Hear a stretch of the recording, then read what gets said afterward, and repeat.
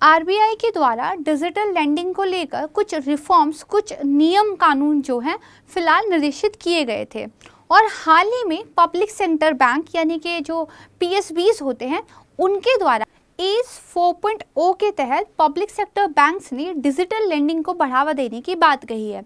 इससे पहले भी रिजर्व बैंक ऑफ इंडिया के द्वारा डिजिटल लेंडिंग को लेकर कुछ नियमों को सूचित किया गया था। इन कारणों से डिजिटल लेंडिंग लगातार न्यूज़ में बना हुआ है और आज के वीडियो में हम डिजिटल लेंडिंग क्या है, एज रिफॉर्म्स जिनके तहत डिजिटल लेंडिंग को बढ़ावा देने की बात कही है वो क्या है और आरबीआई के द्वारा डिजिटल लेंडिंग को लेकर क्या नियमों को सूचित किया गया था, इन सारी बातों पर चर्चा करेंगे। नमस्कार दोस्तों, मैं प्राची संस्कृति आईएएस यूट्यूब चैनल पर आप सभी का बेहद स्वागत करती हूँ। आइए शुरुआत करते हैं न्यूज़पेपर के साथ। यहाँ पे आप देख पाएंगे कि ये जो पब्लिक सेक्टर बैंक्स हैं उन्होंने दरअसल जो एज रिफॉर्म्स है उनके तहत डिजिटल लेंडिंग को पुश देने की बात कही है। तो थोड़ा सा आपको ये मन में एक प्रश्न उठ रहा होगा, आखिर ये एज रिफॉर्म्स क्या है? तो इनके बारे में मैं आपको पढ़ाऊंगी, लेकिन अभी लेमन लैंग्वेज में थोड़ा सा समझ लेते हैं। 2018 में जो पब्लिक सेक्टर बैंक्स हैं उनके बीच सुधार लाने के लिए एज रिफॉर्म्स को लाया गया था। दरअसल 5 थीम्स के अंदर बहुत सारे ऐसे पैरामीटर्स रखे गए थे जिन पैरामीटर्स पर बैंकों को अपने आप सुधार लाना था और देन उनको मेजर करना था। 2018 के बाद से एज रिफॉर्म 1.0, 2.0, 3.0 एंड नाउ 4.0 का फेज चल रहा है। सरकार बहुत जल्दी एज रिफॉर्म 5.0 लेकर आने वाली है और इसको लेकर उनका एक बकायदा जो है कार्यदल इस दिशा में काम कर भी रहा है। तो एज रिफॉर्म्स की बात करें तो जिसकी फुल फॉर्म है वो है एनहेंस्ड एक्सेस एंड, देखिए एज यानी कि EASE, तो एनहेंस्ड एक्सेस और SE यानी कि सर्विस एक्सीलेंस, ये इसकी फुल फॉर्म है, जिसके माध्यम से आप ये समझ सकते हैं कि बैंकिंग के क्षेत्र में सर्विस में सुधार करने के लिए और लोगों की ज़्यादा से ज़्यादा एक्सेस हो बैंक तक, इस क्षेत्र में प्रयास करने के लिए कुछ सुधारों को लेकर बात कही जा रही है। ये एक बेसिक आइडिया आपको हो गया एज रिफॉर्म्स का, ताकि आपको कम से कम जो न्यूज़ यहाँ पर दी जा रही है वो समझ में आ जाए। दूसरा, मैंने आपको बताया था कि जो रिजर्व बैंक ऑफ इंडिया है उन्होंने डिजिटल लैंडिंग को लेकर कुछ नियमों को सूचित किया है और उन्हीं की तरफ से जो डिजिटल लैंडिंग ऐप्स हैं, जो बहुत सारे एडवर्टीजमेंट आप देखते होंगे कि अब घर बैठे बैठे आप लोन ले लीजिए, अब पैसे के लिए परेशान होने की ज़रूरत नहीं है, बस 2 क्लिक के माध्यम से आपका लोन पास हो जाएगा। तो इस तरह की जो ये ऐप्स है जो डिजिटल लैंडिंग को प्रमोट कर रही है, इनको लेकर आरबीआई के द्वारा कंसर्न जाहिर की गई, क्योंकि एक तो बहुत सारी ऐप्स फ्रॉड है और जो बहुत सारी ऐप फ्रॉड नहीं भी हैं वो दरअसल नियमों के अनुरूप नहीं काम कर रही है, कुछ तो लीगल भी नहीं है। तो इस वजह से आप देखेंगे कि डिजिटल लैंडिंग ऐप्स, ये सारी चीज़ें क्या है बहुत ज़्यादा न्यूज़ में थी। यहाँ पे जो आरबीआई गवर्नर है शक्तिकांत दास, उन्होंने एक्चुअली एक कॉन्फ्रेंस के तहत इस तरह की कंसर्न्स को रेज भी किया था। जैसे यहाँ पर आप देखिए कि जो शक्तिकांत दास है उन्होंने बेसिकली डिजिटल लेंडिंग, जिसमें बेसिकली ये जो रेट्स हैं उनकी यूसेज और जो डाटा प्राइवेसी के इश्यूज है, इनको लेकर क्या है कंसर्न्स जाहिर की थी। दूसरा यहाँ पे देखिए RBI working to ensure safety in digital lending space. तो बेसिकली रुपे क्रेडिट कार्ड को जब यूनिफाइड पेमेंट इंटरफेस के साथ बेसिकली लिंक किया जा रहा था ताकि फर्दर जो है कैशलेस ट्रांजैक्शन की ओर हम काम कर सके, तो इसी दौरान ही जो इन ऐप्स के माध्यम से लोगों को आप कह सकते हैं क्रेडिट तक सुविधा पहुंचाई जा रही है, उन पर कंसर्न भी जाहिर की गई है। क्योंकि देखिए यहाँ पर क्या कहा गया है, डाटा प्राइवेसी इशू, जब आप कोई ऐप अपने फ़ोन में इंस्टॉल करते हैं तो आपसे बहुत सारे परमिशन मांगती है, कैमरा परमिशन, कॉन्टैक्ट परमिशन, ठीक है, आपका माइक्रोफोन का परमिशन, और बहुत सारी ऐप्स में जब तक आप परमिशन देते नहीं है वो काम ही नहीं करती है। दैट मीन्स वो पर्टिकुलर ऐप आपका सारा डाटा रखती है, उस पर एक्सेस रखती है और अगर वो ऐप चाहे तो कल को किसी थर्ड पार्टी को आपका डाटा बेच सकती है, जो कि डाटा प्राइवेसी के रूल्स के खिलाफ है। तो इन सारे कंसर्न्स को आरबीआई ने अपने नए नियमों के माध्यम से टैकल करने की कोशिश की है, लेकिन अभी भी इस पर काफ़ी काम करने की ज़रूरत है। जैसे जैसे हम वीडियो में आगे बढ़ेंगे इसको आप समझ जाएंगे। तो सबसे पहले बात तो ये देखिए, डिजिटल लैंडिंग और डिजिटल लैंडिंग ऐप्स ये एक्चुअली अचानक से इतना चर्चा में क्यों आ गया है? क्योंकि देखिए इसके माध्यम से जो लोन लिया और दिया जा रहा है उसके वॉल्यूम में, उसकी वैल्यू में धीरे धीरे बढ़ोतरी हो रही है।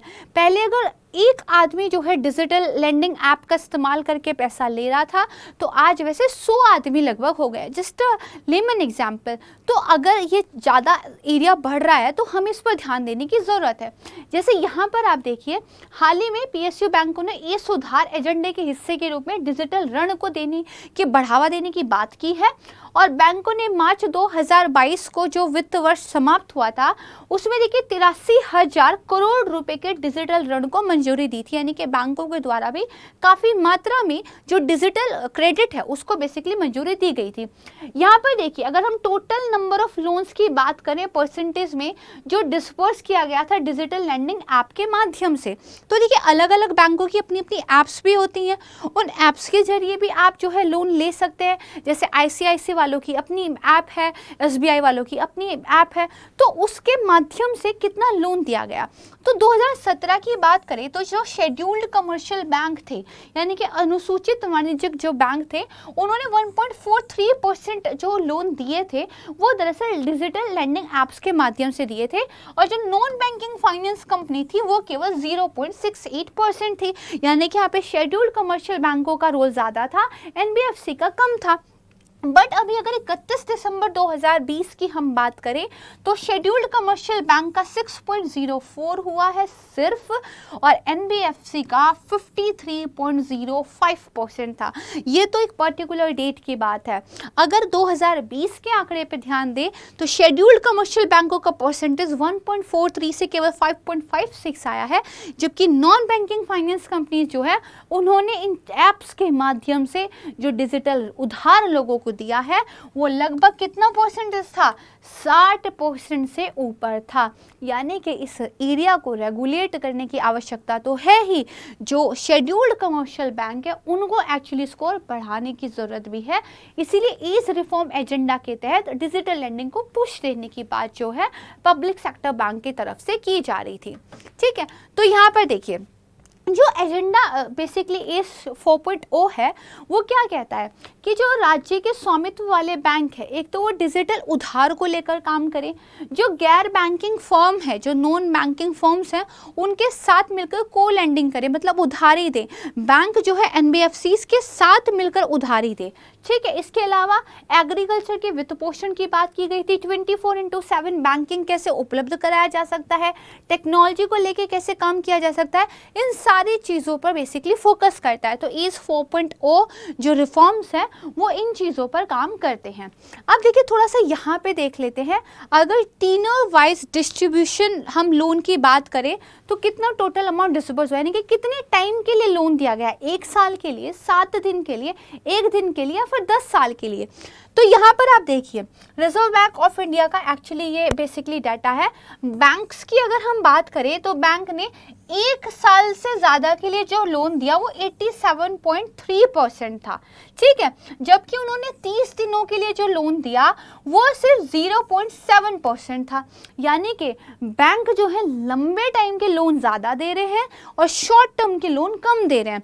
लेकिन वहीं अगर नॉन बैंकिंग फाइनेंशियल कंपनीज की हम बात करें तो जो उनके यहाँ मोर देन 1 ईयर का डाटा है वो 22.9% है, जहां बैंक 1 साल से ज़्यादा का लोन लगभग 90% दे रही है टोटल लोन का। एनबीएफसीज वो 22% या 23% ही दे रहे हैं, जबकि केवल 30 दिन के लिए लोन में ये 37.5% है। तो अगर देखिए कम समय के लिए लोन दिया जा रहा है और ज़्यादा से ज़्यादा वो एनबीएफसीज के द्वारा दिया जा रहा है, तो पीएसयू को भी इसकी ओर क्या है काम करने की ज़रूरत है। फॉर एग्जाम्पल, अगर आपको लंबे टाइम के लिए लोन चाहिए तो आप प्रेफर करेंगे कि मैं बैंक चला जाऊं, जो भी पेपर वर्क है वो कर लूं, जो टाइम पे इंटरेस्ट है वो सब बातें कर लूं और एक अच्छे तरीके से काम हो जाए। For example home loan. लेकिन मान लीजिए आपको सिर्फ 30 दिन के लिए लोन चाहिए या 7 दिन के लिए या फिर 1 दिन के लोन चाहिए, क्या बैंक जाना प्रेफर करेंगे? आपको क्या ज़्यादा कन्वीनियंट लगेगा? कोई ऐप हो, उस ऐप से मैं जो हूँ लोन ले लूँ और 10-15 मिनट में मेरा काम हो जाए फिर मैं वापस कर दूंगा। लेकिन इस कम टाइम के लिए जो लोन देने वाली ऐप्स इनको रेगुलेट भी तो करना पड़ेगा, कहीं ऐसा ना हो कि ग्राहकों के साथ धोखाधड़ी हो जाए या उनके डाटा प्राइवेसी को लेके इश्यूज हो। तो इस सब पर देखिए काम करने की ज़रूरत है। वहीं दूसरी ओर जो बैंक्स है उनको एक्चुअली शॉर्ट टर्म के लोन्स में और ज़्यादा काम करने की ज़रूरत है, ताकि लोग जो है शॉर्ट टर्म के लिए भी उनसे काम करें। तो ये आप ध्यान रखिएगा। अब बात आती है very basic, back to the fundamental, कि जितनी भी हमने कहानी डाटा सब देखा ये सारा डिजिटल लेंडिंग के आसपास घूम रहा था। तो डिजिटल लेंडिंग क्या है? देखिए, डिजिटल मतलब कि कोई चीज़ आप क्या है डिजिटली कर रहे हैं, और लेंडिंग मतलब उधारी। तो कोई उधारी अगर आप फिजिकल फॉर्म में नहीं कर रहे, बैंक जाके नहीं कर रहे हैं, डिजिटली कर रहे हैं, वो डिजिटल लेंडिंग है। तो यहाँ पे क्या है, अगर वेब प्लेटफॉर्म्स के जरिए यानी कि वेबसाइट्स वगैरह के जरिए या डिजिटल लेंडिंग ऐप्स के जरिए, जो ऐप वगैरह है उनके माध्यम से अगर आप पैसे का लेन देन करते हैं, उधारी लेते हैं, तो ये डिजिटल लेंडिंग बेसिकली कहलाता है। वेब प्लेटफॉर्म या मोबाइल ऐप, इसके माध्यम से उधार दिया जाता है। जिसको उधार देना उसका सर्टिफिकेशन भी करना होगा, उसके क्रेडिट की उसकी साख भी जांचनी होगी। ये सब काम भी बैंक जाने की ज़रूरत नहीं है, ऑनलाइन ही सारा डिजिटलाइज तरीके से हो जाएगा। इसी को देखिए डिजिटल लेंडिंग कहा जाता है। अगर हम बात करें कि डिजिटल लेंडिंग का ये जो मार्केट है ये कैसे बढ़ रहा है, लोग कितना ज़्यादा बेसिकली डिजिटली उधार लेने में इंटरेस्ट दिखा रहे हैं, तो देखिए जहां वित्त वर्ष 2015 में ये केवल 33 बिलियन अमेरिकी डॉलर का एक मूल्य रखता था, 2020 में ये 150 बिलियन अमेरिकी डॉलर हो गया, और वित्त वर्ष 2023 तक तो इसके 350 बिलियन अमेरिकी डॉलर तक पहुंचने का अनुमान है। 350 बिलियन अमेरिकी डॉलर का पैसा जिस पर्टिकुलर एरिया में लगा हो उसको रेगुलेट करने की तो आवश्यकता है, इसलिए आरबीआई जो है इसको लेकर काम कर रहा है। अगर हम बात करें कि एशिया पैसिफिक डिजिटल लेंडिंग जो प्लेटफॉर्म्स उनके मार्केट शेयर की, तो देखिए इंडिया अभी भी थोड़ा सा क्या है कम है, लेकिन चाइना देखिए कितना ज़्यादा इसमें काम कर रहा है। चाइना को देखिए, साउथ कोरिया हो गया, जापान जो हुआ, ठीक है, रेस्ट ऑफ एशिया पैसिफिक और सिंगापुर तो कम है, इन सबको हटा दीजिए, चाइना अपने आप में काफ़ी ज़्यादा है, और धीरे धीरे इंडिया को भी बेसिकली इस ओर मूव करने की ज़रूरत है। ठीक है, थोड़ी सी बेसिक नॉलेज। अब यहाँ पे अगर हम बात करें कि जो डिजिटल लेंडिंग अपॉर्चुनिटीज़ है अगले 5 साल में, तो यहाँ पे देखिए अगर हम इतना थे तो आने वाले टाइम में 2023 में हम यहाँ पहुँचने वाले हैं। ये तो मैं पिछले उससे भी आपको बता चुकी हूँ कि हम जो है काफ़ी ज़्यादा, जैसे यहाँ पे देखिए कितना था, वापस आते हैं, 33 बिलियन अमेरिकी डॉलर था, कितना होने की अनुमान है, 350 बिलियन अमेरिकी डॉलर होने का इसका क्या है अनुमान है। ठीक है, तो इसको थोड़ा सा आपने क्या है ये ध्यान रखना है, चाहे आप मींस के आंसर राइटिंग लिखें या प्रीलिम्स में कोई स्टेटमेंट आए, कि डिजिटल लेंडिंग वाले एरिया में लगातार हमें ग्रोथ देखने को मिल रही है। ठीक है, इट्स आप कह सकते हैं न्यू सेक्टर जिसमें हमें काम करने की ज़रूरत है। अब कोई चीज़ इतनी तेज़ी से क्यों बढ़ रही है, उसके काफ़ी सारे लाभ होंगे, कस्टमर्स को बेटर लगता होगा। तो डिजिटल लेंडिंग के लाभ क्या है? सबसे पहली बात तो ट्रांसपेरेंसी है, छोटे जो है निर्णय टर्न आउट टाइम है। जैसे मान लीजिए मुझे सिर्फ 7 दिन के लिए अगर उधारी चाहिए, मैं बैंक के चक्कर काटना प्रेफर नहीं करूँगी, पेपर वर्क प्रेफर नहीं करूँगी, मैं चाहूँगी बहुत जल्दी डिसीजन हो जाए। तो वो जो डिसीजन लेने का टर्न अराउंड टाइम है वो एक कम है। दूसरा क्या है, ट्रांसपेरेंसी है, मैंने ऐप से पैसा लिया, मुझे ऐप को रिटर्न करना है, बीच में कोई बिचौलिया वाली बात नहीं है। बट एक्चुअली में वो ऐप बिचौलिया ही है, पैसा कहीं और से आता है, ऐप जो है एक मध्यस्थ का काम कर रही है इन मैनी केसेस। दूसरा क्या है, अपूर्ण फाइलों के उदाहरण कम करता है, वही जो लाल फीताशाही है, जो कागजी कार्रवाई है उसको कम करता है। कस्टमर्स के साथ बेहतर संचार है, जैसे मैंने अगर पेटीएम पे किसी को पैसा पे किया है, मान लीजिए मेरे अकाउंट से पैसा कट गया बट जहां पहुंचना था वहां नहीं पहुंचा, तो मुझे बैंक भाग के जाने की ज़रूरत नहीं है। I can call to the customer care of the Paytm bank and then मैं उनसे बात कर सकती हूँ कि पैसा कट हो गया, पहुँचा नहीं है, they will give me a solution कि या तो मैम पैसा आपको वापस आ जाएगा या उनके बैंक में पहुँच जाएगा।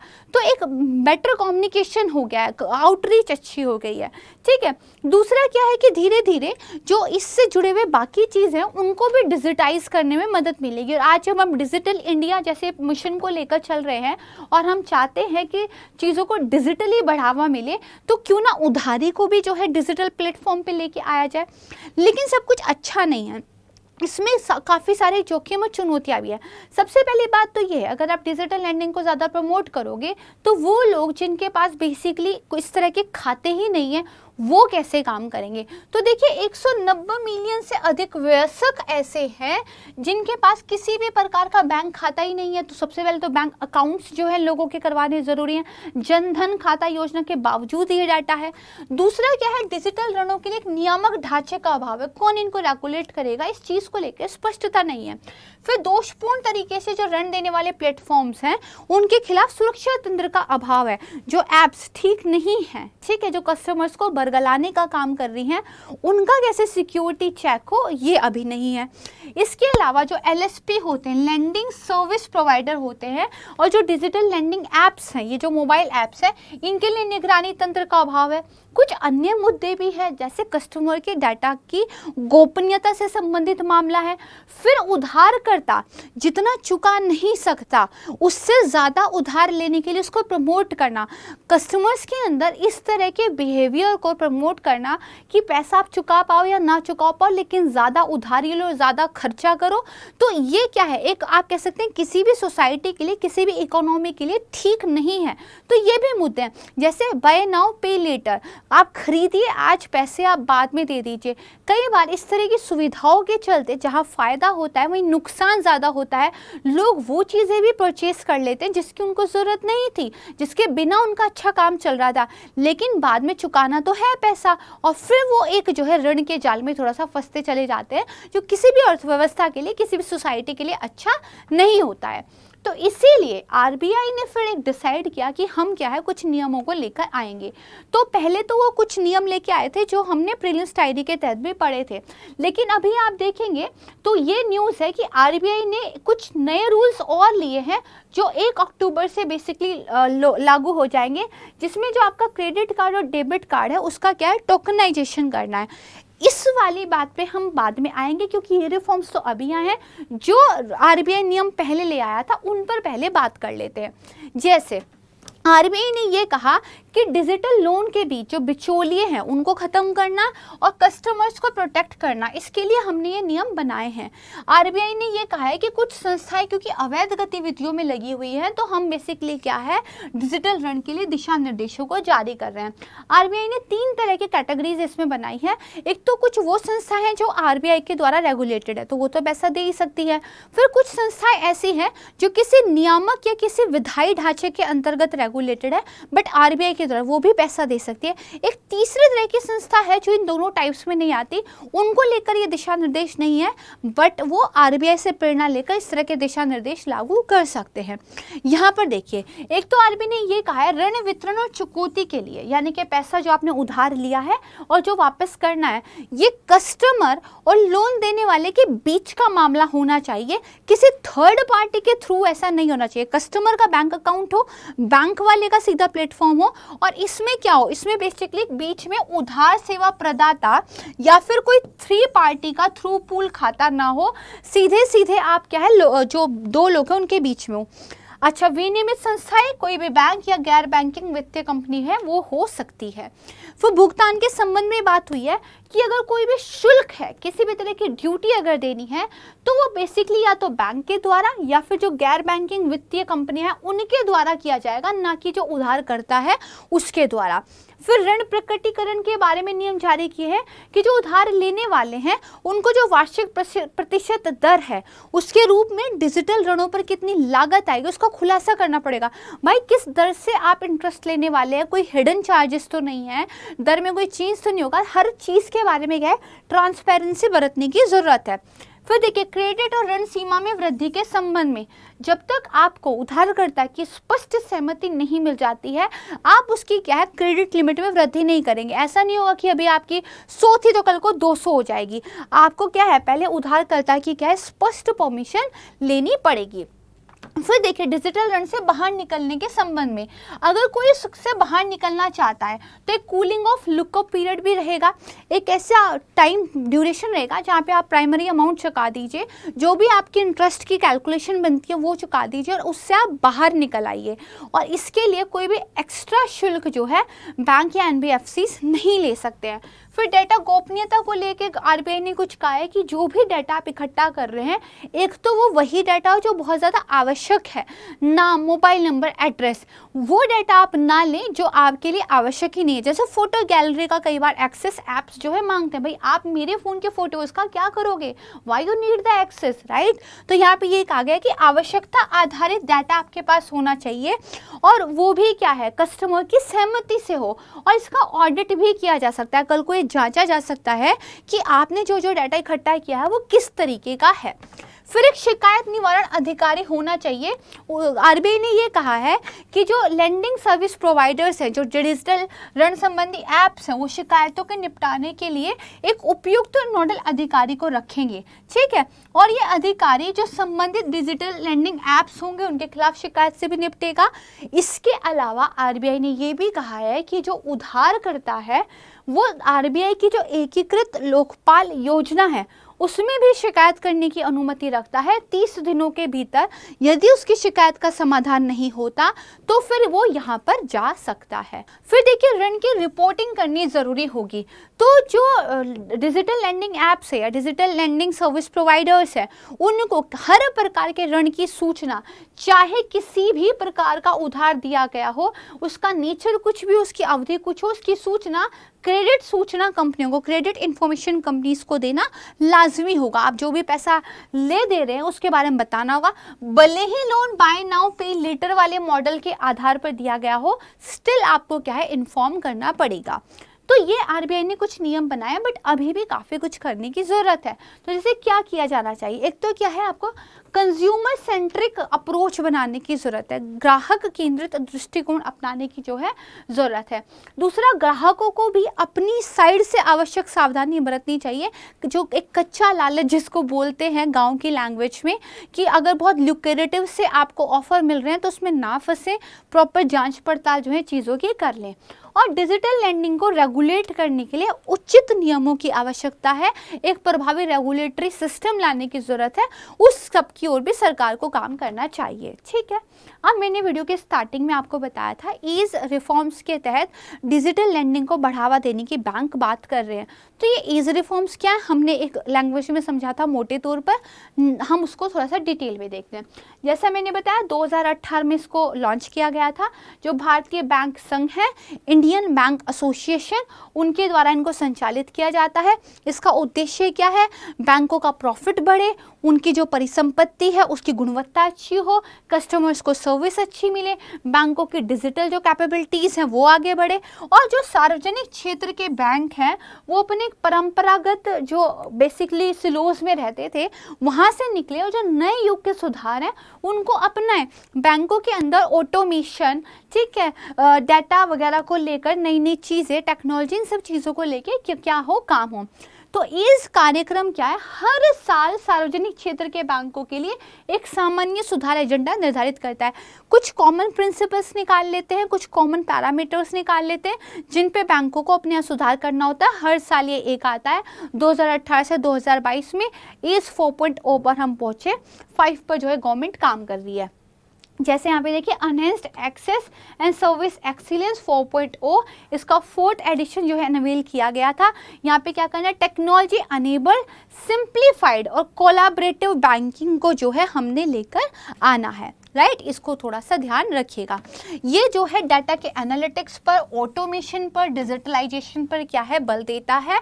और जो चौथा संस्करण है वो बेसिकली टेक्नोलॉजी अनेबल्ड और सिंप्लीफाइड और कोऑपरेटिव बैंकिंग, जो मैंने अभी बताया, यानी कि हिंदी में प्रौद्योगिकी सक्षम सरलीकृत सहयोगी बैंकिंग पर जोर देता है। उसके बाद ईज 5.0 आएगा, जो बेसिकली सारे बैंकों में डाटा संचालन, एकीकृत और समावेशी बैंकिंग के साथ साथ उन्नत डिजिटल अनुभव को भी क्या है, जारी रखेगा। यानी कि हम ईज रिफॉर्म्स के माध्यम से मोर डिजिटलाइजेशन पर फोकस कर रहे हैं, इसीलिए हमें डिजिटल लेंडिंग को लेकर जो है काम करने की ज़रूरत है, राइट। तो मुझे उम्मीद है कि ये टॉपिक आप समझ पाए होंगे। बहुत जल्द एक दूसरे नए इंपॉर्टेंट और इंटरेस्टेड टॉपिक के साथ मैं आपको मिलूंगी। तब तक पिछली जितनी भी वीडियोस हैं जो आपने अगर अभी नहीं देखी हैं उनको देख लीजिएगा, और अगर आप हमारे चैनल पे नए हैं तो उसको सब्सक्राइब कर लीजिएगा, वीडियोस को लाइक कर लीजिएगा, और कमेंट सेक्शन में ये वीडियोस आपको कैसे लग रहे हैं इसका फीडबैक ज़रूर दीजिएगा। बहुत जल्द मिलूंगी, तब तक के लिए नमस्कार, धन्यवाद, जय हिंद।